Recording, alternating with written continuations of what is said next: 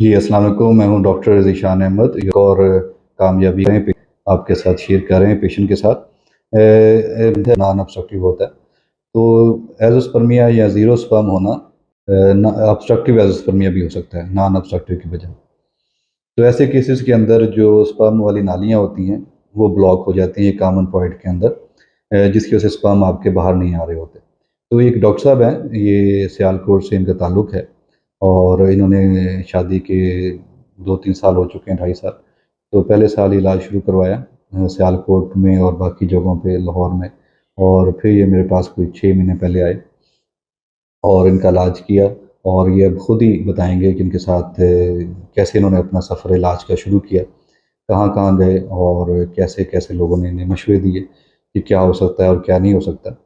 और दूसरा, as a doctor भी इनका एक जो रिव्यू है हमारे लिए बहुत कीमती है कि एक डॉक्टर जो खुद भी डॉक्टर हो और वो इस परेशानी में मुब्तला हो, और तमाम लोग जानने वाले होते हैं डॉक्टरों के, लेकिन उसके बावजूद भी कोई हल ना निकले। तो इन पे अल्लाह ताला का बड़ा मेहरबानी हुई है, जिसकी वजह से ये अब ठीक हैं और अपने इमोशंस को, अपने जज़्बात को हमारे साथ शेयर करेंगे।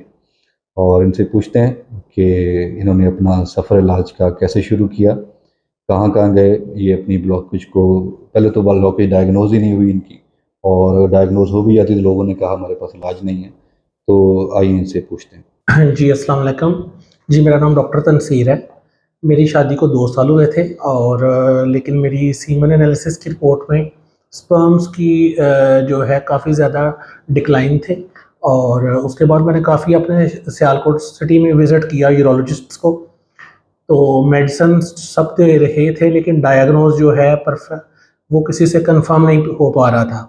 उसके बाद मैं लाहौर आ गया और लाहौर मैंने काफ़ी जगह पर जो है विज़िट किया, जे रोड पर भी और शादमान वगैरह भी, गुलबर्ग वगैरह के भी जितने भी सेंटर्स हैं।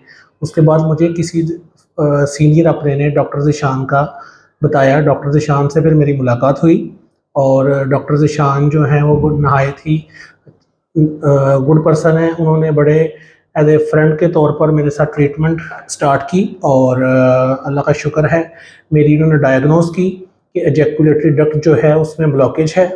और उन्होंने वो मेरा प्रोसीजर, माइनर प्रोसीजर करके उसको ओपन किया और जो मेरे स्पर्म्स थे वो बिल्कुल नॉर्मल हो गए हैं।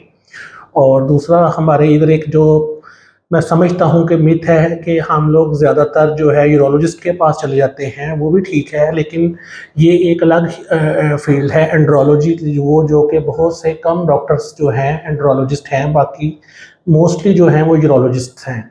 इसलिए मेरा आपसे ये एक बरादराना मशवरा है कि अगर कोई ऐसी प्रॉब्लम है तो आप डॉक्टर ज़ीशान से ज़रूर कंसल्ट करें।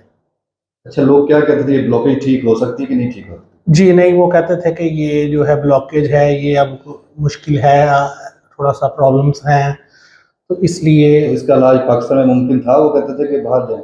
जी नहीं, क्या वो कहते थे कि सियालकोट में तो बिल्कुल नहीं है और लाहौर में जो है वो फिर आपका इन्होंने नाम लिया था एक डॉक्टर ने।